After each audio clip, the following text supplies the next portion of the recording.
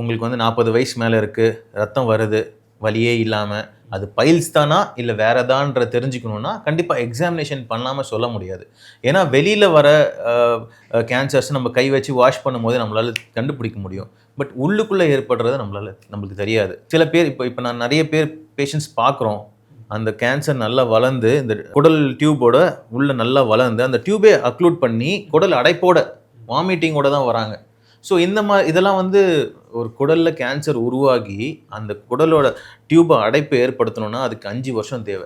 அது முன்னாடியே அவங்க வந்து கொஞ்சம் சிம்டம்ஸ் மாறும்போதே குடலில் ரிலேட்டடாக வரக்கூடிய சிம்டம்ஸ் மாற்றம் தெரியும் போதே வந்தாங்கன்னா டெஸ்ட்ஸ் இருக்குது. அந்த ஆசன குழாயில் வந்து டியூப் போட்டு கேமரா வழியாக பார்க்குற டெஸ்ட், அது மூலியமாகவே நம்ம கண்டுபிடிக்க முடியும் அது என்ன ப்ராப்ளம், அது பைல்ஸ் தானா இல்லை கேன்சரா இல்லை உள்ளுக்குள்ளார புண் இருக்கா இல்லை சத வளர்ச்சியா, டைவர்டிகுலர் டிசீஸ்ன்னு சொல்லுவோம். அதாவது அங்கங்கே உள்ளுக்குள்ளார அதுலேருந்து ரத்தம் வரலாம். ஸோ இதெல்லாம் தான் கண்டிஷன்ஸ் ப்ளீடிங் ஆகிறதுக்கு. ஸோ இதெல்லாமே தெரிஞ்சுக்கிறதுக்கு சிம்பிள் கேமரா டெஸ்ட், கொலனோஸ்கோபி, சிக்மாய்டோஸ்கோபின்னு சொல்லுவோம். அது பண்ணாலே தெரிஞ்சிடும் தம்பி. சரி, இதனால உயிருக்கு எதுவும் ஆபத்து இருக்கா? ஆசனவாயில் வரக்கூடிய இந்த பைல்ஸு, ஃபிஷரு, பௌத்திரம் இதனாலலாம் எந்த உயிருக்கு ஆபத்து கிடையாது. பட் கேன்சர் உயிருக்கு ஆபத்து தானே.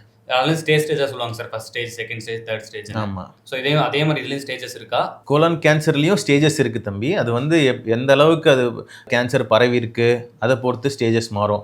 பக்கத்தில் சுற்றி இருக்கிற ஸ்ட்ரக்சர்ஸ் பரவி இருக்கா, லிவருக்கு பரவி இருக்கா, அதெல்லாம் பொறுத்து ஸ்டேஜஸ் மாறும்.